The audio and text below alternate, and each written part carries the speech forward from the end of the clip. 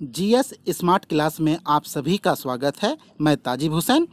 आज हम लोग इस प्रैक्टिस सेट में कुल 100 प्रश्नों को बनाएंगे, जिसमें सभी क्षेत्र को कवर करके इन 100 प्रश्नों को तैयार किया गया है। दोस्तों, जिन्होंने हमारे जीएस स्मार्ट क्लास चैनल को सब्सक्राइब नहीं किया है अभी तक, वे सब्सक्राइब कर लीजिए और साथ में बेल आइकन को भी दबा दीजिए ताकि आगे आने वाले वीडियो के नोटिफिकेशन आपको मिल सके। तो दोस्तों, इस प्रैक्टिस सेट को पूरा बनाइएगा और इन 100 प्रश्नों को हल करने के बाद आप कितने प्रश्न सही बना पा रहे हैं इसका अनुमान आपको लग जाएगा। अगर आप किसी भी एग्ज़ाम में हाल फिलहाल में अपियर होने वाले हैं तो निश्चित रूप से प्रैक्टिस सेट आपके उस एग्ज़ाम के लिए तैयार करने में बहुत कारगर साबित होगा। तो दोस्तों, बिना कोई देरी किए हम लोग प्रारंभ करते हैं। आज का पहला प्रश्न है, बिहार निम्नलिखित में से कौन से अक्षांश के मध्य स्थित है? कौन से अक्षांश के मध्य स्थित है? इसका सही जवाब क्या होगा?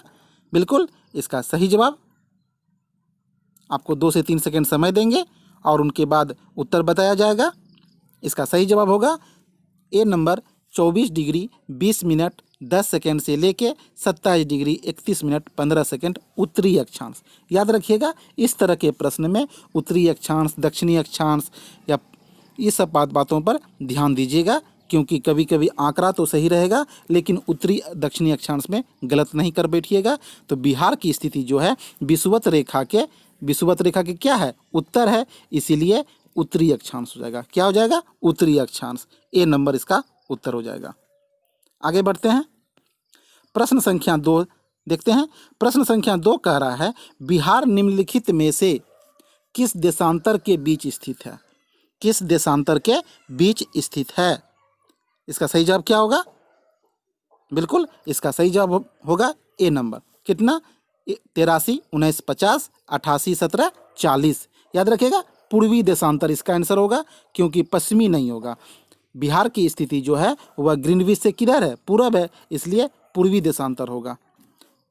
बिल्कुल आंकड़ा पे मत जाइएगा, देखिए ध्यान दीजिए, इसमें भी वही दिया है 83 19 50 और इसमें भी 83 19 50 88 17 40 88 17 40, लेकिन पूर्वी और पश्चिमी में ध्यान दीजिएगा। आंसर क्या होगा? पूर्वी देशांतर। क्या होगा? पूर्वी देशांतर, क्योंकि ग्रीनविच रेखा से बिहार की स्थिति पूरब है। आगे बढ़ते हैं, तीसरा प्रश्न पढ़ते हैं। तीसरा प्रश्न कर रहा है, मौर्यकालीन नगर प्रशासन के संबंध में जानकारी का स्रोत है। मौर्यकालीन नगर प्रशासन, तो आंसर क्या होगा? मौर्यकालीन नगर प्रशासन के संबंध में जानकारी का स्रोत आपका इंडिका है। क्या है? इंडिका है। मौर्यकालीन नगर प्रशासन को जानना हो, इसके लिए उत्तम स्रोत है नगर प्रशासन। नगर प्रशासन में पाटलिपुत्र नगर की विस्तृत चर्चा की गई है और इंडिका की रचना किसने की थी? मेगास्थनीज ने की थी। किसकी ने की थी? मेगास्थनीज ने की थी। यह सेल्यूकस निकेटर का दूत था जो चंद्रगुप्त मौर्य के दरबार में आया था। आगे बढ़ते हैं। 4 नंबर का प्रश्न है, चंपारण सत्याग्रह के समय चंपारण के किसानों का प्रतिनिधित्व किसने किया था? आंसर क्या होगा? बिल्कुल, इसका आंसर होगा राजकुमार शुक्ल। किसने किया था? राजकुमार शुक्ल ने। किसानों के नेता थे राजकुमार शुक्ल। इन्होंने 1916 ईस्वी में, याद रखिएगा, 1916 ईस्वी में कांग्रेस के लखनऊ अधिवेशन में, किस अधिवेशन में? लखनऊ अधिवेशन में गांधी जी को चंपारण आने के लिए आमंत्रित किया था और इनके कहने पर गांधी जी 1917 ईस्वी में चंपारण आए थे और गांधी जी अपने जीवन का पहला सत्याग्रह चंपारण में किए थे, जो सफल हुए थे। तो चंपारण के समय चंपारण आने का न्योता किसने दिया था? राजकुमार शुक्ल ने। किसानों के नेता कौन थे? राजकुमार शुक्ल। याद हो गया होगा। आगे बढ़ते हैं हम लोग। 5वां प्रश्न, भारत छोड़ो आंदोलन के समय पटना सचिवालय गोलीकांड की घटना कब घटा? सचिवालय गोलीकांड बहुत प्रसिद्ध है बिहार में। इसका आंसर क्या होगा? बिल्कुल, इसका आंसर हो जाएगा 11 अगस्त 1942। क्या हुआ था? 11 अगस्त 1942 के दिन 7 छात्र शहीद हो गए थे। कितने छात्र? 7 छात्र। ये सचिवालय भवन पर झंडा फहराने की कोशिश कर रहे थे। इसी दौरान उस समय पटना के तत्कालीन जिलाधिकारी, नाम याद रखिएगा, WG आर्चर। क्या नाम था? WG Archer. WG आर्चर के आदेश पर गोली चला दी गई थी और कई लोग शहीद यानी 7 छात्र शहीद हो गए थे 11 अगस्त 1942 को। इसे हम लोग पटना सचिवालय गोलीकांड के नाम से जानते हैं। WG आर्चर उस समय के तत्कालीन जिलाधिकारी थे। आगे बढ़ते हैं। छठा प्रश्न, बिहार में 1857 ईस्वी का विद्रोह सर्वप्रथम किस स्थान से आरंभ हुआ? किस स्थान से आरंभ हुआ? इसका सही उत्तर क्या होगा? इसका सही उत्तर होगा दानापुर। क्या होगा? दानापुर। बिहार में 1857 विद्रोह की शुरुआत दानापुर के सैनिक ने की थी और इन्होंने विद्रोह की शुरुआत करके आरा की तरफ प्रस्थान कर गए थे। आगे बढ़ते हैं। 7वां प्रश्न देखते हैं। बिहार स्थित मुंगेर जिले के निकट धर्मपाल किस शासक से पराजित हुआ? धर्मपाल पाल वंश का शासक था, किस शासक से पराजित हुआ? आंसर क्या होगा? बिल्कुल इसका आंसर होगा नागभट्ट द्वितीय। नागभट्ट द्वितीय से पाल वंश का शासक धर्मपाल पराजित हुआ था मुंगेर के निकट। आगे बढ़ते हैं। 8वां प्रश्न है, बक्सर युद्ध के बाद बंगाल और बिहार में द्वैध शासन कब लागू हुआ? द्वैध शासन कब लागू हुआ? आंसर क्या होगा? बिल्कुल इसका आंसर होगा 1765। क्या होगा? 1765। बक्सर का युद्ध 1765 में ही हुआ था और बक्सर के युद्ध होने के बाद बिहार और बंगाल क्षेत्र में द्वैध शासन की शुरुआत हुई थी। द्वैध शासन क्या है? तो सिंपल रूप में यह याद रखिए, यानी कि वैसा शासन जिसमें राजस्व वसूलने, सैनिक संरक्षण और विदेश मामले कंपनी ने अपने पास रखे। यानी जो महत्वपूर्ण के मंत्रालय थे, राजस्व, सैनिक, विदेश, कंपनी ने अपने पास रखे और शासन चलाने की जिम्मेवारी उस समय के नवाब के हाथों में छोड़ दी। इसे ही द्वैध शासन कहते हैं, कहा जाता है। इससे बंगाल का शोषण किया गया और इस द्वैध शासन के दौरान ही 1770 में बंगाल में भयंकर अकाल पड़ा, जिससे कहा जाता है बंगाल की 1/3 जनसंख्या भूखे मर गई थी। इसका अंत कब हुआ? 1772 ईस्वी में द्वैध शासन का अंत हो गया। तो द्वैध शासन कब से कब तक चला? तो याद रखिएगा 1765 से लेके 1772 तक बंगाल में द्वैध शासन का दौर रहा। आगे बढ़ते हैं। 9वां प्रश्न है, बिहार का वह महत्वपूर्ण स्थल कौन सा है जहां से नवपाषाणकालीन हड्डियां उपकरण मिली है? नवपाषाणकालीन हड्डियां के उपकरण मिले हैं। इसका आंसर क्या होगा? बिल्कुल इसका आंसर ऑप्शन में 2 आंसर सही है। चिरांद भी सही है और चेचर भी सही है। दोनों जो है नवपाषाणकालीन स्थल है जिसका संबंध बिहार से है। चेचर जो है आपका वह हो गया आपका वैशाली जिला में है। चेचर कहाँ है? चेचर हो गया आपका वैशाली जिला में और चिरांद हो गया सारण जिला में। ये दोनों बिहार से संबंधित स्थल है और यहाँ से नवपाषाणकालीन वस्तु, हड्डी, औजार के साक्ष्य मिले हैं। तो इसमें ए और डी दोनों आंसर सही है। आगे बढ़ते हैं। बिहार सरकार की आय का मुख्य स्रोत क्या है? बिहार सरकार की आय का मुख्य स्रोत क्या है? आंसर क्या होगा? बिक्री कर। बिहार सरकार की आय का मुख्य स्रोत बिक्री कर है। 11वां प्रश्न, विक्रमशिला गैंगेटिक डॉल्फिन आश्रयनी बिहार के किस जिले में स्थित है? विक्रमशिला गैंगेटिक डॉल्फिन आश्रयनी बिहार के किस जिले में स्थित है? आंसर होगा भागलपुर। किस जिले में? याद रखिएगा भागलपुर जिले में स्थित है। अगला प्रश्न 12वां प्रश्न हम लोग पढ़ते हैं। 12वां प्रश्न कह रहा है, बिहार में किस प्रकार की जलवायु पाई जाती है? किस प्रकार की जलवायु पाई जाती है बिहार में? बिल्कुल बिहार में मानसूनी यानी उष्ण मानसूनी प्रकार की जलवायु पाई जाती है। तो यहाँ मानसूनी है तो बिहार की जलवायु मानसूनी होगी इसका उत्तर। 13 नंबर का प्रश्न कह रहा है, बिहार में सबसे अधिक भूमि में कौन सी फसल उपजाई जाती है?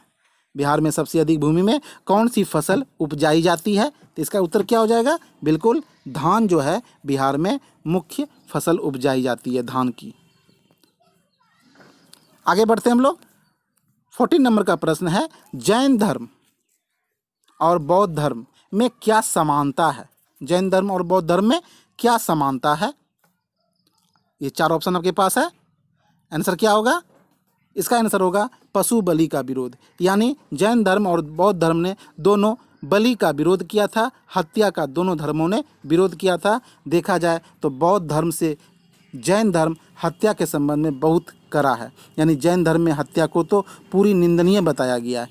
तो जैन धर्म और बौद्ध धर्म में दोनों में पशु बलि का विरोध किया गया है। आंसर नंबर सी इसका सही हो जाएगा। अगला प्रश्न है, सूफी संत मखदूम शरफुद्दीन मनेरी का संबंध किस संप्रदाय से था? आंसर क्या होगा? मखदूम शरफुद्दीन मनेरी का संबंध जो फिरदौसी संप्रदाय से था। किससे था? फिरदौसी संप्रदाय से था। आगे बढ़ते हम लोग। 16 नंबर का प्रश्न है, संपूर्ण सिंधु घाटी सभ्यता का क्षेत्रफल कितना है? सिंधु घाटी सभ्यता यानी हड़प्पा सभ्यता भारतीय उपमहाद्वीप की प्रथम सभ्यता है जो सिंधु नदी के किनारे थी। इसका सही आंसर क्या होगा? बिल्कुल इसका सही आंसर हो जाएगा ए नंबर 12,99,600 वर्ग किलोमीटर, या कभी कभी हम लोग 13 लाख वर्ग किलोमीटर भी बोल देते हैं। तो इसका आंसर हो जाएगा 12,99,600 वर्ग किलोमीटर। ए नंबर इसका उत्तर हो जाएगा। आगे बढ़ते हैं। 17 नंबर का प्रश्न देखते हैं, उत्तर वैदिक काल के सबसे महत्वपूर्ण देवता कौन है? उत्तर वैदिक काल के सबसे महत्वपूर्ण देवता कौन है? इसका आंसर हो जाएगा प्रजापति। क्या हो जाएगा? प्रजापति। उत्तर वैदिक काल में प्रजापति महत्वपूर्ण देवता थे। याद रखिएगा, ऋग्वैदिक काल में महत्वपूर्ण देवता कौन थे? इंद्र थे, और इंद्र का स्थान उत्तर वैदिक काल में प्रजापति ने ले लिया। इंद्र को क्या कहा जाता था? इंद्र को पुरंदर भी कहा जाता था। पूछा जाता है प्रश्न, इंद्र को क्या कहा जाता था? तो इंद्र को पुरंदर भी कहा जाता था। पुरंदर मतलब किला तोड़ने वाला। और इंद्र का स्थान उत्तर वैदिक काल में आकर के प्रजापति ने ले लिया। आगे बढ़ते हैं। 18 नंबर का प्रश्न, बौद्ध ग्रंथ अंगुत्तर निकाय से किसकी जानकारी मिलती है? बौद्ध ग्रंथ है अंगुत्तर निकाय से किसकी जानकारी मिलती है? इसका आंसर क्या होगा? बिल्कुल महाजनपद। 16 महाजनपद हैं भारतीय इतिहास में। तो 16 महाजनपद की जानकारी के लिए हमारे पास 2 स्रोत हैं। एक बौद्ध साहित्य है अंगुत्तर निकाय, और जैन साहित्य भगवती सूत्र। तो दोनों में सबसे श्रेष्ठ अंगुत्तर निकाय को माना गया है। तो याद रखिएगा, अंगुत्तर निकाय में 16 महाजनपद की संपूर्ण जानकारी मिलती है। अगला प्रश्न है, 1837 ईस्वी में सर्वप्रथम किसने अशोक की लिपि को पढ़ा? अशोक की लिपि को पढ़ा। आपको मालूम होगा, अशोक मौर्य वंश का एक महान शासक था जिसने अपने बातों को प्रजा तक पहुंचाने के लिए अभिलेख का सहारा लिया। उस अभिलेख में जो बातें लिखी जाती थी उसे सबसे पहले किसने पढ़ा? वही प्रश्न पूछा जा रहा है। आंसर क्या हो जाएगा? 19 नंबर का। बिल्कुल 19 नंबर का हो जाएगा जेम्स प्रिंसेस। किसने पढ़ा? जेम्स प्रिंसेस ने 1837 ईस्वी में अशोक के अभिलेख को पढ़ा। किस लिपि को पढ़ा? ब्राह्मणी लिपि को। अशोक के अभिलेख 4 लिपि में लिखे गए हैं, ब्राह्मणी, अरेमाइक, खरोष्टी और ग्रीक। लेकिन इस जेम्स प्रिंसेस ने ब्राह्मणी लिपि को पढ़ा था। याद रखिएगा, अशोक के अभिलेख की जो प्राप्ति हुई थी सर्वप्रथम 1750 ईस्वी में। कब हुआ था? 1750 ईस्वी में टीफेनथेलर ने ही अशोक के अभिलेख को खोज निकाला था, लेकिन पढ़ नहीं पाया था। पढ़ने का काम 1837 में सफलता मिली। किसको? जेम्स प्रिंसेस को। लेकिन अशोक के अभिलेख को खोजा किसने था सर्वप्रथम? टीफेनथेलर ने। यह नाम भी याद रखिएगा। आगे बढ़ते हैं। 20 नंबर का प्रश्न है, सिकंदर के आक्रमण के समय मगध में किस वंश का शासन था? आंसर क्या होगा? बिल्कुल नंद वंश। नंद वंश के शासक धननंद यानी धनानंद का शासन था मगध पर। सिकंदर भारत के उत्तर पश्चिम ब्यास नदी से लौट गए थे। इन्होंने नंद वंश पर आक्रमण नहीं किया था। तो नंद वंश के अंतिम शासक धननंद का शासन था उस समय मगध पर। आगे बढ़ते हैं। अजंता की अप्सरा, अजंता की अप्सरा किस काल की उत्कृष्ट चित्रकारी है? इसका आंसर क्या होगा? बिल्कुल अजंता की अप्सरा जो है वह गुप्त काल की उत्कृष्ट चित्रकारी है। अजंता की अप्सरा यानी अजंता के बारे में जानकारी जो है वह गुफा जो है कहाँ प्राप्त हुई है? महाराष्ट्र के औरंगाबाद जिला। अजंता की गुफा कहाँ मिली है? महाराष्ट्र के औरंगाबाद जिला में स्थित है।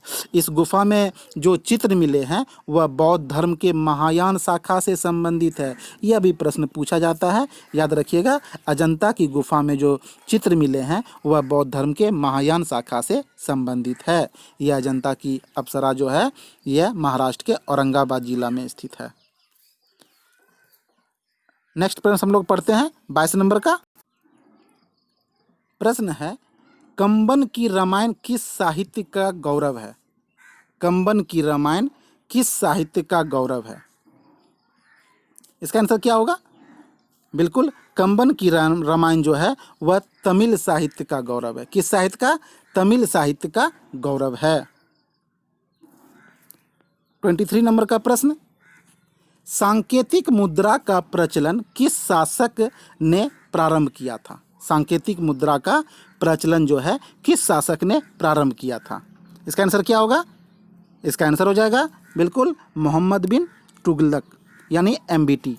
मोहम्मद बिन तुगलक यानी कि एमबीटी ने क्या किया था? सांकेतिक मुद्रा का चलन अंतर्राष्ट्रीय स्तर पर चलाया, यानी कि कहा जाता है अंतर्राष्ट्रीय स्तर पर चांदी की कमी हो गई थी। उसी कमी को दूर करने के लिए, उस समस्या का हल करने के लिए इन्होंने सांकेतिक मुद्रा चलाया था। इसकी सोच अच्छी थी लेकिन परिस्थिति इसके अनुकूल नहीं थी।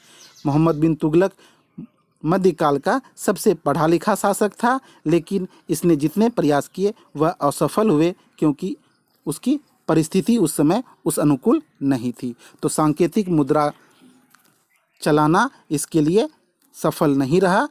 याद रखिएगा, मोहम्मद बिन तुगलक के समय में चांदी के सिक्के को टंका कहा जाता था और तांबे के सिक्के को जीतल कहा जाता था, और चांदी की कमी थी। इसी कमी को दूर करने के लिए सांकेतिक मुद्रा का इसने चलन प्रारंभ किया था, जो असफल रहा था।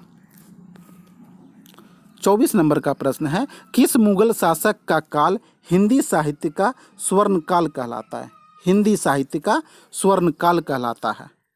आंसर क्या होगा? अकबर। क्या होगा? अकबर का काल जो है हिंदी साहित्य का स्वर्ण काल माना जाता है। नेक्स्ट प्रश्न है, तालीकोटा का युद्ध कब प्रारंभ हुआ था? तालीकोटा का युद्ध कब प्रारंभ हुआ था? आंसर क्या होगा? बिल्कुल, तालीकोटा का युद्ध 25 जनवरी 1565। 25 जनवरी 1565। लेकिन बुक सब में याद रखिएगा 23 जनवरी लिखा हुआ है। बुक सब में 23 जनवरी है, यहाँ ऑप्शन में 25 जनवरी है, तो सब में 25 है, इसलिए हम लोग 25 मारेंगे। 25 जनवरी 1565 को तालीकोटा का युद्ध हुआ था। इस तालीकोटा युद्ध को इतिहास में और 2 अलग अलग नामों से जानते हैं, वह भी याद रखिएगा। बन्नी हड्डी का युद्ध। क्या कहते हैं? याद रखिएगा, बन्नी हड्डी का युद्ध, और एक है राक्षस टंगरी का युद्ध। राक्षस टंगरी का युद्ध या बन्नी हड्डी का युद्ध या तालीकोटा का युद्ध, ये सभी युद्ध एक ही युद्ध है, जो 25 जनवरी 1565 को हुआ था। इस युद्ध में विजयनगर साम्राज्य का अंत हुआ था। विजयनगर साम्राज्य का अंत हुआ था, और यह युद्ध विजयनगर साम्राज्य बनाम अहमदनगर, बीजापुर, गोलकुंडा और बीदर शामिल थे के खिलाफ हुआ था। यानी एक तरफ विजयनगर थे, एक तरफ अहमदनगर, बीजापुर, गोलकुंडा, बीदर शामिल थे। बढ़ते हम लोग अगले प्रश्न की ओर। नील आंदोलन की शुरुआत सर्वप्रथम बंगाल के किस जिले में हुई थी? इसका उत्तर क्या हो जाएगा? नील आंदोलन की शुरुआत बंगाल के नदिया जिले में हुई थी। किस जिले में? नदिया जिले में। याद रखिएगा, नदिया जिले के गोविंदपुर गांव, अगर गांव पूछ दे तो गांव का नाम हो जाएगा गोविंदपुर। यह भी कभी कभी पूछ देता है, तो गोविंदपुर का नाम याद रखिएगा। तो नदिया जिले के गोविंदपुर गांव में कब हुआ था? तो ईस्वी याद रखिएगा 1859 से लेके 60 के बीच में बंगाल के नदिया जिले के गोविंदपुर गांव में नील आंदोलन हुआ था। यह भारतीय इतिहास का पहला औपनिवेशिक शासन के विरुद्ध कृषक विद्रोह था। यानी कि औपनिवेशिक शासन के विरुद्ध पहला कृषक विद्रोह कौन था? तो नील आंदोलन था। इसे याद रखिएगा। अगला प्रश्न है, वे कौन से तत्व थे जिन्होंने भारतीय राष्ट्रवाद के उत्थान में सहायता की, यानी भारत में राष्ट्रवाद को जन्म देने में उसका योगदान रहा। आंसर क्या होगा? बिल्कुल इसका आंसर ऊपर में सभी होगा। यानी आर्थिक शोषण ने भी भारत के राष्ट्रवाद को जन्म दिया है, बौद्धिक पुनर्जागरण ने भी दिया है, समाचार पत्र और प्रेस ने भी दिया है। तो तीनों ऑप्शन सही है, उपरोक्त सभी हो जाएगा। आगे बढ़ते हैं 28 नंबर का, किस वायसराय का काल शिष्टमंडलों, देखिएगा, शिष्टमंडलों, भूलों और आयोगों के नाम से जाना जाता है? आंसर क्या हो जाएगा? बिल्कुल वह वायसराय है लॉर्ड कर्जन। कौन है? Lord Curzon. लॉर्ड कर्जन का काल में अनेक आयोग की स्थापना हुआ है, जैसे पुलिस आयोग, सिंचाई आयोग, अकाल आयोग, विश्वविद्यालय आयोग। इस तरह के अनेक आयोग की स्थापना लॉर्ड कर्जन के काल में हुई है। आगे बढ़ते हैं 29 नंबर का प्रश्न हम लोग देखते हैं, किस साप्ताहिक पत्रिका में यह विज्ञापन प्रकाशित किया गया कि आवश्यकता है वीर सिपाहियों की वेतन, मृत्यु, पुरस्कार, शहादत, पेंशन, स्वतंत्रता, युद्ध स्थल भारत? यानी यह किस पत्रिका में प्रकाशित हुआ था? आंसर क्या होगा? बिल्कुल यह गदर में प्रकाशित हुआ था। किस में हुआ था? गदर में। याद रखिएगा, सोहन सिंह भकना ने हिंद एसोसिएशन ऑफ अमेरिका की स्थापना की थी। नाम याद होगा, सोहन सिंह भकना। सोहन सिंह भकना ने हिंद एसोसिएशन ऑफ अमेरिका की स्थापना की थी। इसी हिंद एसोसिएशन ऑफ अमेरिका संस्था ने गदर नाम का अखबार निकाला था और उसी में यह लेख प्रकाशित हुआ था। आगे चलकर 1913 में लाला हरदयाल के प्रयास से यह गदर पार्टी के नाम से जाना गया। आगे बढ़ते हैं 30 नंबर का प्रश्न है, 1943 ईस्वी में सुभाष चंद्र बोस के नेतृत्व में आज़ाद हिंद फौज का गठन किया गया। कहाँ? आंसर क्या होगा 30 नंबर का? बिल्कुल इसका उत्तर हो जाएगा सिंगापुर में। कहाँ किया? सिंगापुर में। यहीं पर सुभाष चंद्र बोस ने कहा था, सिंगापुर में ही 1943 में ही, तुम मुझे खून दो मैं तुम्हें आज़ादी दूंगा, और दिल्ली चलो का नारा दिया था।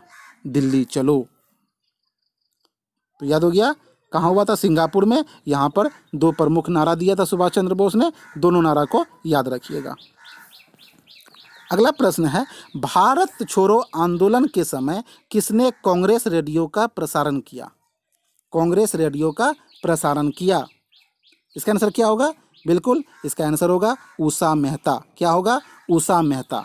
याद रखिएगा 14 अगस्त 1942, डेट भी याद रखिएगा 14 अगस्त 1942, जिस समय भारत छोड़ो आंदोलन चल रहा था। 14 अगस्त 1942 को सर्वप्रथम बम्बई से, कहाँ से? बम्बई से रेडियो प्रसारण का कार्य किया गया था उषा मेहता के द्वारा।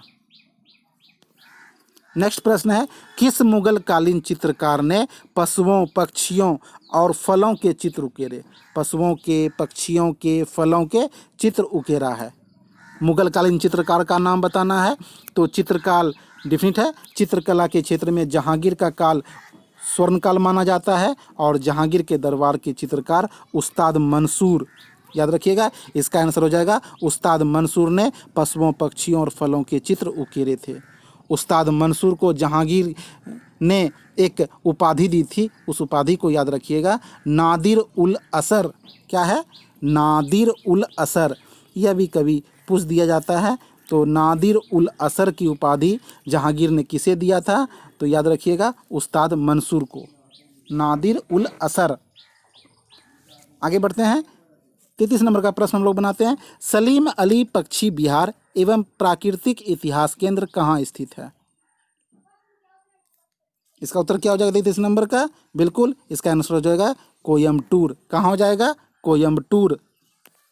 नेक्स्ट प्रश्न है, world wide life fund for nature नामक संस्था ने किस विलुप्त प्राय को अपना प्रतीक चिन्ह बनाया है या माना है? आंसर क्या हो जाएगा? 34 नंबर का आंसर हो जाएगा पांडा। क्या हो जाएगा? पांडा को अपना जो है प्रतीक चिन्ह बनाया है। नेक्स्ट प्रश्न है, विभवांतर का एसआई मात्रक क्या होता है? विभवांतर का एसआई मात्रक क्या होता है? वोल्ट होता है। क्या होता है? विभवांतर का एसआई मात्रक वोल्ट होता है। अगला प्रश्न है, सोयाबीन में कौन सा प्रोटीन पाया जाता है? सोयाबीन में कौन सा प्रोटीन पाया जाता है? क्या होगा? बिल्कुल ग्लिसरीन। ग्लिसरीन प्रोटीन जो है सोयाबीन में प्रचुर मात्रा में पाया जाता है। याद रखिए, सोयाबीन का सबसे अधिक उत्पादन कहाँ होता है? मध्य प्रदेश में होता है। कहाँ होता है? मध्य प्रदेश में होता है। इसलिए मध्य प्रदेश को सोया प्रदेश के नाम से भी जानते हैं। नेक्स्ट प्रश्न है, किस रोग से पीड़ित रोगी को कार्बोहाइड्रेट की अधिक मात्रा लेने को मना किया जाता है? यानी कि कौन सा ऐसा रोगी है जिसे कहा जाता है कि कार्बोहाइड्रेट की अधिक मात्रा आप न लें? आंसर क्या होगा? बिल्कुल मधुमेह रोगी को। जिसे मधुमेह रोगी होता है उसे कार्बोहाइड्रेट की मात्रा कम लेने की सलाह दी जाती है। मधुमेह रोग क्या है? रुधिर में जब ग्लूकोज की मात्रा बढ़ जाती है तो उसे मधुमेह रोग के नाम से जानते हैं। नेक्स्ट प्रश्न है, क्यूप्राइट किस धातु का अयस्क है? क्यूप्राइट किस धातु का अयस्क है? आंसर क्या होगा? बिल्कुल क्यूप्राइट जो है वह तांबा का अयस्क है। क्यूप्राइट तांबा का अयस्क है। क्यूप्राइट क्या हो गया? Cu2O। याद रखिएगा, Cu2 रासायनिक नाम हो गया Cu2O। क्यूप्राइट यह तांबा का अयस्क है। अगला प्रश्न 39 नंबर का है, कुकिंग गैस जो हम लोग घर में खाना बनाने का प्रयोग करते हैं, जिसे एलपीजी गैस भी कहते हैं, किस गैसों का मिश्रण होता है? आंसर क्या होगा? बिल्कुल ब्यूटेन और प्रोपेन। एलपीजी गैस जो है द्रवित पेट्रोलियम गैस, जिसे कुकिंग गैस भी कहते हैं, यह ब्यूटेन और प्रोपेन का मिश्रण होता है। अगला प्रश्न है, एजोला क्या है? एजोला क्या है? आंसर क्या होगा? एजोला जो है एक जैव उर्वरक है। क्या है? एक जैव उर्वरक है। नेक्स्ट प्रश्न 41 नंबर का, इको मार्क का संकेत चिन्ह क्या है? इको मार्क का संकेत चिन्ह क्या है? इसका आंसर क्या होगा? बिल्कुल इसका आंसर हो जाएगा मिट्टी का घड़ा। क्या हो जाएगा? मिट्टी का घड़ा। आगे बढ़ते हैं। 42 नंबर का प्रश्न है, प्रतिवर्ष विश्व वानिकी दिवस कब मनाया जाता है? विश्व वानिकी दिवस कब मनाया जाता है? आंसर क्या होगा? बिल्कुल विश्व वानिकी दिवस जो है प्रतिवर्ष 21 मार्च को मनाया जाता है। कब मनाया जाता है? 21 मार्च को। 21 मार्च और किस वजह से याद किया जाना चाहिए? याद कीजिए, 21 मार्च को हम लोग क्यों याद करते हैं? 21 मार्च वसंत विषुव है। क्या है? वसंत विषुव है। यानी वसंत विषुव के नाम से हम लोग 21 मार्च को जानते हैं। वसंत विषुव क्या हुआ? यानी 21 मार्च को पृथ्वी पर दिन और रात बराबर होते हैं। दिन और रात बराबर होते हैं। सूर्य विषुवत रेखा पर होता है। 21 मार्च और 23 सितंबर, 21 मार्च और 23 सितंबर को सूर्य विषुवत रेखा पर होता है। इसलिए 21 मार्च को 2 वजह से याद रखिएगा। एक होता है वसंत विषुव और दूसरा हम लोग यहाँ को प्रश्न में पढ़े विश्व वानिकी दिवस। याद हो गया होगा? बिल्कुल आगे बढ़ते हैं। 43 नंबर, ब्लैक होल क्या है? ब्लैक होल क्या है? आंसर क्या होगा? बिल्कुल ब्लैक होल जो है वह ऑप्शन नंबर सी सही है, यानी अनंत रूप में सघन पिंड है। क्या है? अनंत रूप में सघन पिंड है। ब्लैक होल को हम कृष्ण छिद्र के नाम से भी जानते हैं। और यह भी याद रखिएगा, सबसे पहले जो है मिचेल, नाम याद रखिएगा मिचेल, ये नाम कई बार पूछा गया है। मिचेल ने ब्लैक होल के अस्तित्व की कल्पना की थी। किसने की थी? ब्लैक होल के अस्तित्व की कल्पना मिचेल ने की थी। नेक्स्ट प्रश्न है, केंद्रीय मंत्रीगण व्यक्तिगत रूप से किसके प्रति उत्तरदायी होता है? व्यक्तिगत रूप से पूछा जा रहा है, तो व्यक्तिगत रूप से बिल डिफिनिट है। केंद्रीय मंत्रीगण जो है कार्यपालिका प्रधान यानी राष्ट्रपति होते हैं, कार्यपालिका के प्रधान के प्रति व्यक्तिगत रूप से उत्तरदायी होते हैं। अगला प्रश्न है 45 नंबर का, केंद्रीय मंत्रीगण सामूहिक रूप से, देखिए यहाँ प्रश्न पूछा है सामूहिक रूप से किसके प्रति उत्तरदायी होते हैं? तो सामूहिक रूप से हम सभी जानते हैं केंद्रीय मंत्रीगण सामूहिक रूप से किसके प्रति? तो लोकसभा के प्रति उत्तरदायी होते हैं। यह किस में कहा गया है? अनुच्छेद 75 के 3 में कहा गया है। किस में कहा गया है? 75 के 3 में कहा गया है कि केंद्रीय मंत्रीगण सामूहिक रूप से लोकसभा के प्रति उत्तरदायी होते हैं। आगे बढ़ते हैं। 46 नंबर का प्रश्न, राष्ट्रपति द्वारा जारी अध्यादेश संसद के आगामी अधिवेशन के शुरू होने के कितने दिनों बाद तक प्रभावी रहता है? आंसर क्या होगा? बिल्कुल इसका आंसर हो जाएगा 46 नंबर का 6 सप्ताह। क्या हो जाएगा? 6 सप्ताह। राष्ट्रपति जो अध्यादेश जारी करता है अनुच्छेद 123 के तहत, कितना के तहत? 123 के तहत उसको अगर संसद सत्र शुरू हो गया है तो 6 सप्ताह के अंदर उसको पारित कर देना पड़ता है, नहीं तो वह समाप्त हो जाता है। कितने दिनों के बाद तक प्रभावी रह सकता है? नहीं, 6 सप्ताह तक ही वह प्रभावी रह सकता है। इसके अंदर में संसद द्वारा उसे पारित करना आवश्यक है। नेक्स्ट प्रश्न, भारत में नए राज्य के गठन का अधिकार किसमें निहित है? नए राज्य के गठन का अधिकार किसमें निहित है? आंसर क्या होगा? बिल्कुल संसद। किसमें निहित है? संसद। अनुच्छेद 3 के तहत किसी भी नए राज्य का निर्माण, उसके सीमा में परिवर्तन, उसके नाम में परिवर्तन इत्यादि का अधिकार भारतीय संसद को दिया गया है। आगे बढ़ते हैं। 48 नंबर का प्रश्न है, नाथपा झकरी परियोजना किस राज्य में है? नाथपा झकरी परियोजना किस राज्य में है? आंसर क्या होगा? हिमाचल प्रदेश में। किस राज्य में? हिमाचल प्रदेश में है। अगला प्रश्न है, लेपीज, नाम सुने होंगे। लेपीज किस क्षेत्र से संबंधित स्थलाकृति है? आंसर क्या होगा? बिल्कुल लेपीज जो है वह कास्ट, इसका आंसर हो जाएगा कास्ट क्षेत्र की स्थलाकृति है, यानी भौम जल स्थलाकृति है।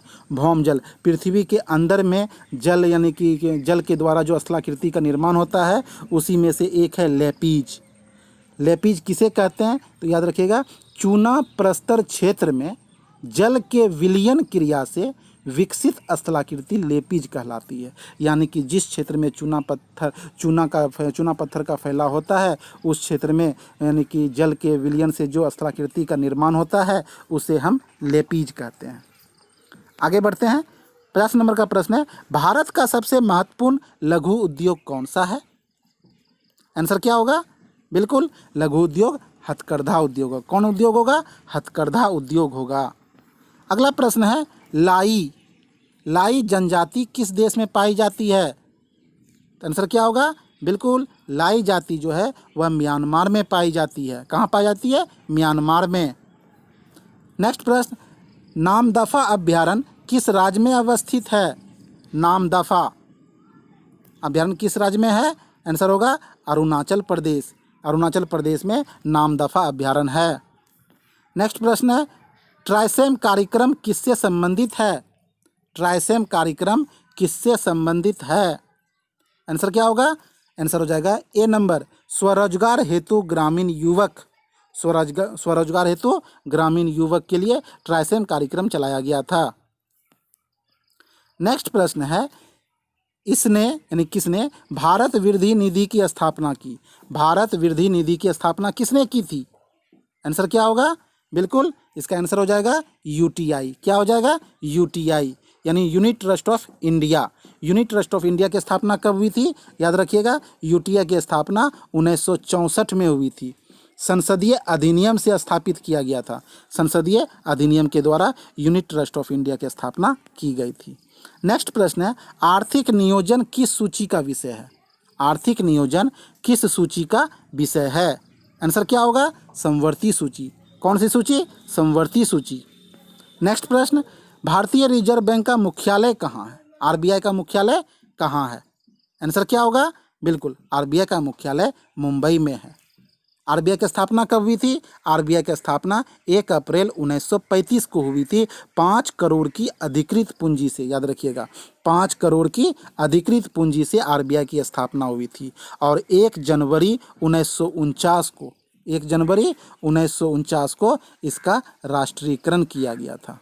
1 जनवरी 1949 को इसका राष्ट्रीयकरण किया गया था। और आरबीआई के प्रथम गवर्नर का नाम अगर आपको याद रखना है तो याद रखिए sir Osborne Smith. Sir Osborne Smith RBI के प्रथम गवर्नर थे। आगे बढ़ते हैं। 57 नंबर का प्रश्न है, भारत में ऐच्छिक चकबंदी की व्यवस्था सर्वप्रथम किस राज्य में लागू की गई? ऐच्छिक चकबंदी क्या हो जाएगा आंसर? बिल्कुल ऐच्छिक चकबंदी जो है पंजाब में लागू की गई। कहाँ पे? पंजाब में।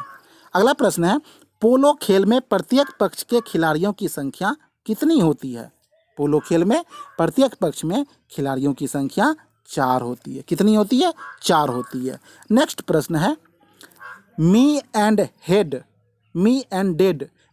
डेड के नाम से कौन खिलाड़ी जाना जाता है? आंसर क्या होगा? मी एंड डेड के नाम से इमरान खान को जानते हैं। किसको जानते हैं? इमरान खान को जानते हैं। अगला प्रश्न है 60 नंबर का, डबल फॉल्ट, नाम सुने होंगे, डबल फॉल्ट शब्द किस खेल से संबंधित है? आंसर क्या होगा? डबल फॉल्ट खेल जो है वह बिल्कुल टेनिस से संबंधित है। किससे है? टेनिस से संबंधित है। आगे बढ़ते हैं। अगला प्रश्न है, सनत जयसूर्या किस खेल से संबंधित है? सभी को याद होगा, सनत जयसूर्या क्रिकेट से संबंधित है। कहाँ से? क्रिकेट से संबंधित है। अगला प्रश्न है, लिएंडर पेस किस खेल के स्टार खिलाड़ी हैं? लिएंडर पेस किस खेल के स्टार खिलाड़ी हैं? आंसर हो जाएगा टेनिस। किस खेल के? टेनिस के। नेक्स्ट प्रश्न है, जिनेदिन जिदान किस खेल के संबंधित हैं? जिनेदिन जिनाद जो है वह किस खेल से संबंधित है? आंसर हो जाएगा फुटबॉल से। किससे हो जाएगा? फुटबॉल से। आगे बढ़ते हैं। 64 नंबर का है, औषधि व्याग्रा का आविष्कार किसने किया था? औषधि व्याग्रा का आविष्कार, आंसर क्या होगा? बिल्कुल, औषधि व्याग्रा का आविष्कार डॉक्टर रोनाल्ड ने किया था। किसने किया था? डॉक्टर रोनाल्ड ने किया था। बढ़ते हैं हम लोग अगले प्रश्न की ओर। 65 नंबर का प्रश्न है, एंथ्रासाइड कोयला में कार्बन की प्रतिशत मात्रा कितनी होती है? एंथ्रासाइड कोयला में कार्बन की प्रतिशत मात्रा कितनी होती है? आंसर क्या हो जाएगा? बिल्कुल, इसका आंसर हो जाएगा 80 से 90%। यानी एंथ्रासाइड कोयला में कोयले की प्रतिशत मात्रा सबसे अधिक होती है। आगे बढ़ते हैं हम लोग। अगला प्रश्न देखते हैं।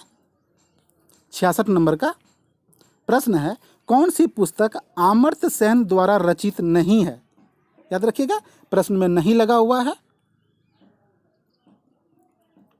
इसका आंसर क्या हो जाएगा? बिल्कुल, इसका आंसर हो जाएगा एशियन ड्रामा। एशियन ड्रामा जो है अमर्त्य सेन की पुस्तक नहीं है। एशियन ड्रामा के रचयिता कौन थे? याद रखिएगा, इसके रचयिता गुन्नार मिर्डल थे। कौन थे? गुन्नार मिर्डल थे। एशियन ड्रामा गुन्नार मिर्डल की रचना है। इसको बाहर कर दीजिए, यह अमर्त्य सेन का पुस्तक नहीं है। बाकी अमर्त्य सेन के द्वारा तीनों लिखा हुआ रचयिता पुस्तक है। याद रखिएगा, अमर्त्य सेन को नोबेल पुरस्कार मिला था। कब मिला था? 1998 में। कब मिला था? 1998 में अर्थशास्त्र के क्षेत्र में इसे नोबेल पुरस्कार मिला था। किस लिए? कल्याणकारी अर्थशास्त्र के कारण। कल्याणकारी अर्थशास्त्र के कारण। अगला प्रश्न हम लोग देखते हैं। अगला प्रश्न है 67 नंबर का, भारत में हाई टैंक सिटी की स्थापना किस शहर में की गई है? आंसर क्या होगा? बिल्कुल, हाईटेक सिटी की स्थापना हैदराबाद में की गई है। कहाँ की गई है? हैदराबाद में की गई है। नेक्स्ट प्रश्न 68 नंबर का है, निजी क्षेत्र में इंटरनेट सेवा किस राज्य में सर्वप्रथम प्रारंभ की गई? निजी क्षेत्र में। आंसर क्या होगा? निजी क्षेत्र में सर्वप्रथम आंध्र प्रदेश। किस राज्य में? आंध्र प्रदेश में प्रारंभ की गई थी। अगला प्रश्न 69 नंबर का, एवरेस्ट होटल उपन्यास के लेखक कौन है? एवरेस्ट होटल उपन्यास के लेखक कौन हैं? 69 नंबर का आंसर क्या हो जाएगा? बिल्कुल, 69 नंबर का आंसर हो जाएगा आपका एलन सीएली। क्या हो जाएगा? एलन सीएली, यानी इसका आंसर हो जाएगा सी नंबर। क्या हो जाएगा? सी नंबर। एवरेस्ट होटल के उपन्यास के लेखक एलन सीएली थे। आगे बढ़ते हम लोग। 70 नंबर का प्रश्न है, देश की साक्षरता के स्तर को, यानी कि साक्षरता के स्तर को ऊंचा उठाने के लिए राष्ट्रीय साक्षरता मिशन किस वर्ष प्रारंभ किया गया? राष्ट्रीय साक्षरता मिशन। आंसर क्या होगा? राष्ट्रीय साक्षरता मिशन जो है 1988 में प्रारंभ किया गया था। कब प्रारंभ किया गया था? 1988। साक्षरता से क्या तात्पर्य है? साक्षरता, हमारे देश में कहा गया है, यदि किसी व्यक्ति का उम्र 7 वर्ष से अधिक है, कितना वर्ष से? 7 वर्ष से अधिक है, और वह किसी भी भाषा को समझ सकता है, लिख सकता है, पढ़ सकता है, तो उसे साक्षर माना जाएगा। 7 वर्ष से अधिक होना चाहिए और वह किसी एक भाषा को समझ सकता है, लिख सकता है और पढ़ सकता है, उसे साक्षर माना जाएगा। नेक्स्ट प्रश्न है, केंद्रीय सचिवालय औपचारिक रूप से कब स्थापित हुआ? केंद्रीय सचिवालय, आंसर क्या होगा? इसका आंसर हो जाएगा बिल्कुल 71 नंबर का 30 जनवरी 1948 को, 30 जनवरी 1948 को औपचारिक रूप से स्थापित हुआ। अगला प्रश्न है, सामुदायिक विकास कार्यक्रम भारत में कब लागू किया गया था? सामुदायिक विकास कार्यक्रम, आंसर क्या होगा? 1950। 1950 में सामुदायिक विकास कार्यक्रम लागू किया गया। अगला प्रश्न है 73 नंबर का, मेट्रोपॉलिटन योजना समिति का गठन कितने निर्वाचित सदस्यों द्वारा होता है? आंसर क्या होगा? बिल्कुल इसका आंसर हो जाएगा 2/3। क्या हो जाएगा? 2/3 निर्वाचित सदस्यों द्वारा होता है। 74 नंबर का प्रश्न है, निम्नलिखित में से कौन भारतीय इतिहास अनुसंधान परिषद का अध्यक्ष मनोनीत करता है? यानी भारतीय इतिहास अनुसंधान परिषद का अध्यक्ष कौन मनोनीत करता है? 74 नंबर का आंसर क्या होगा? बिल्कुल इसका आंसर हो जाएगा प्रधानमंत्री। कौन होगा? प्रधानमंत्री। आगे बढ़ते हैं, 75 नंबर का प्रश्न है, निम्नलिखित में से कौन सा एक भारत सरकार के वित्त मंत्रालय का विभाग नहीं है? नहीं पूछा जा रहा है, इसका आंसर क्या होगा? बिल्कुल लेखा विभाग जो है वह वित्त मंत्रालय के अंतर्गत नहीं आता है, बाकी अन्य जो है वह वित्त मंत्रालय के अंतर्गत आते हैं, तो लेखा विभाग को बाहर कर दीजिए। 76 नंबर का प्रश्न है, केले का सर्वाधिक उत्पादन किस राज्य में होता है? तो आंसर क्या होगा? केला का सबसे ज़्यादा उत्पादन महाराष्ट्र में होता है। कहाँ होता है? महाराष्ट्र में होता है। आगे बढ़ते हैं, सोयाबीन का सर्वाधिक उत्पादन किस राज्य में होता है? अभी हम लोग पीछे पढ़ चुके थे, सोयाबीन का सर्वाधिक उत्पादन आपको व्याख्या में बताए थे, बिल्कुल मध्य प्रदेश। कहाँ होता है? मध्य प्रदेश। इसी कारण मध्य प्रदेश को सोया प्रदेश के नाम से भी जानते हैं। अगला प्रश्न है, कोंकण रेलवे की कुल दूरी कितनी है? कोंकण रेलवे की कुल दूरी कितनी है? आंसर क्या होगा? बिल्कुल 760 किलोमीटर। कितनी है? 760 किलोमीटर। यह कोंकण रेलवे जो है यह महाराष्ट्र के रोहा, याद रखिएगा, महाराष्ट्र के रोहा से प्रारंभ होकर के गोवा के मजगांव तक, गोवा के मजगांव तक जाती है। कहाँ तक? मजगांव तक जाती है। यह कोंकण रेलवे की शुरुआत कब हुई थी? कोंकण रेलवे का परिचालन जो है 1998 से प्रारंभ हुआ था। कब से हुआ था? 1998 से प्रारंभ हुआ था, 26 जनवरी के दिन। 26 जनवरी के दिन 1998 से यह परिचालन प्रारंभ हुआ था। यह महाराष्ट्र, कर्नाटक, गोवा और केरल को जोड़ने वाली एक महत्वपूर्ण रेल मार्ग है, 4 राज्य को जोड़ता है। आगे बढ़ते हैं, तोउस जो है किस देश का समाचार पत्र है? आंसर क्या होगा? तोउस, आंसर हो जाएगा ईरान का। कहाँ का? ईरान का समाचार पत्र है तोउस। अगला प्रश्न है, इंडिया 2002 नामक पुस्तक किसने लिखी?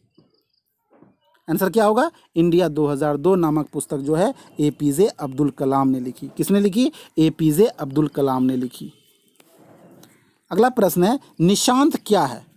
निशांत क्या है? आंसर क्या होगा? निशांत एक चालक रहित प्रशिक्षण विमान है। चालक रहित प्रशिक्षण विमान है। अगला प्रश्न है, खालसा हेरिटेज मेमोरियल कॉम्प्लेक्स की स्थापना कहाँ की गई थी? खालसा हेरिटेज मेमोरियल कॉम्प्लेक्स की स्थापना कहाँ की गई थी? आंसर होगा आनंदपुर साहिब। कहाँ होगा? आनंदपुर साहिब में की गई थी। अगला प्रश्न, आनंदपुर साहिब फाउंडेशन द्वारा तैयार संगमरमर का खालसा हेरिटेज मेमोरियल कॉम्प्लेक्स का डिज़ाइन किसने तैयार किया था? डिज़ाइन किसने तैयार किया था? इसका आंसर क्या होगा? बिल्कुल इसका आंसर होगा मोसे सेफदी। क्या होगा? मोसे सेफदी, यानी B नंबर इसका आंसर हो जाएगा। आगे बढ़ते हैं, अगला प्रश्न है, मोपला किस राज्य में है? मोपला किस राज्य में है?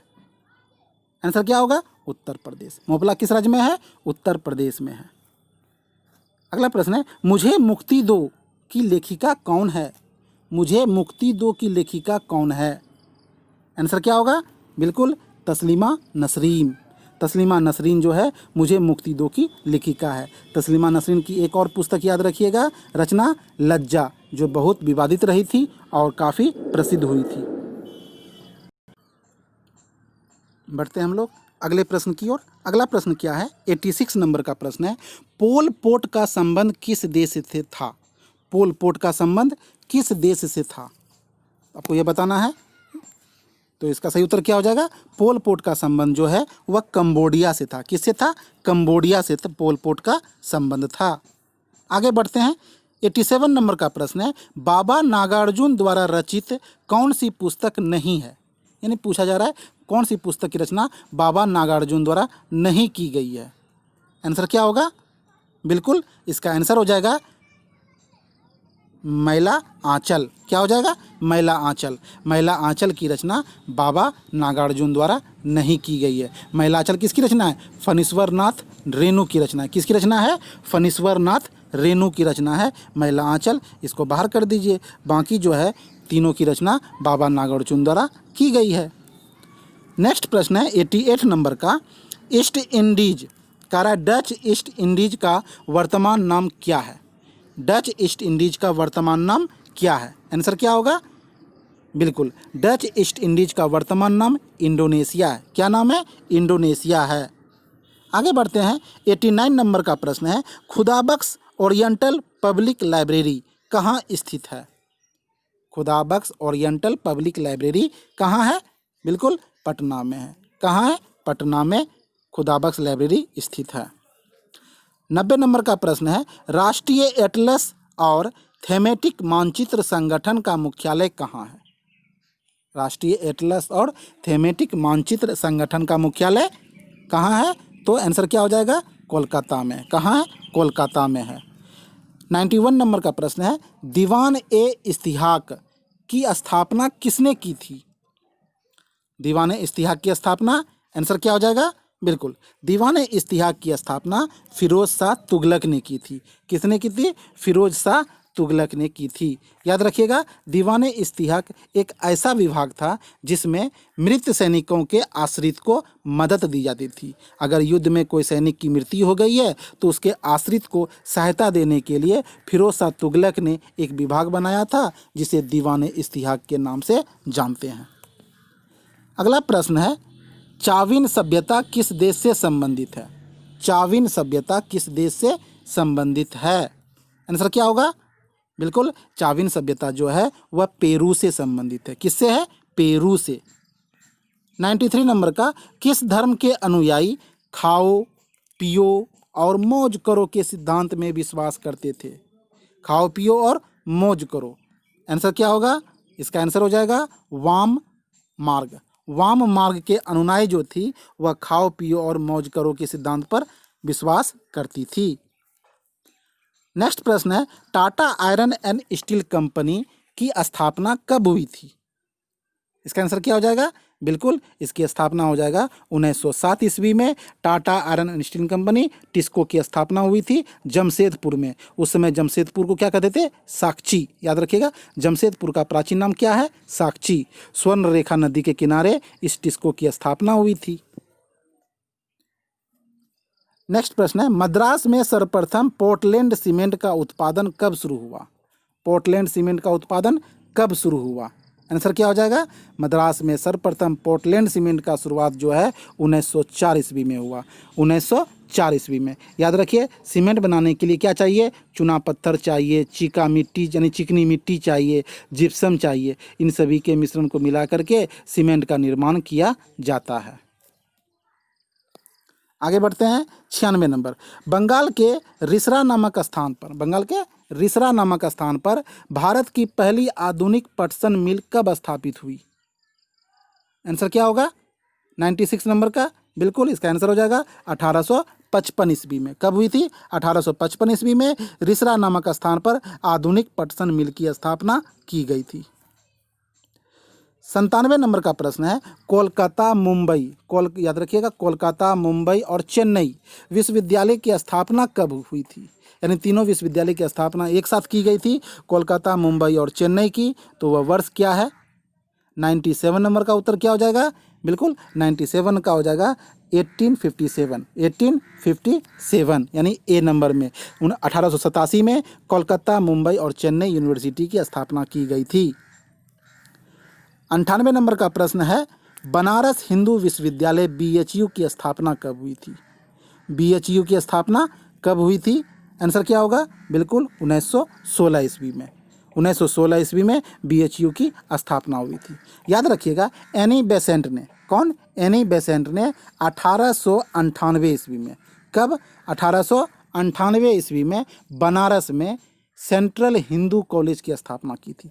क्या की थी? सेंट्रल हिंदू कॉलेज की स्थापना की थी एनी बेसेंट ने 1898 ईस्वी में। आगे चलकर यही सेंट्रल हिंदू कॉलेज जो है मदन मोहन मालवीय के प्रयास से बनारस हिंदू विश्वविद्यालय कहलाया। इसलिए मदन मोहन मालवीय के प्रयास से 1916 में बनारस हिंदू विश्वविद्यालय का स्थापना किया गया। इससे पूर्व इसका नाम क्या था? Central Hindu college. आगे बढ़ते हैं। इलाहाबाद विश्वविद्यालय की स्थापना कब हुई थी? इलाहाबाद विश्वविद्यालय की स्थापना कब हुई थी? आंसर क्या हो जाएगा? बिल्कुल इलाहाबाद विश्वविद्यालय की स्थापना जो है आपको 1887 में हुई थी। कब हुई थी? 1887 में।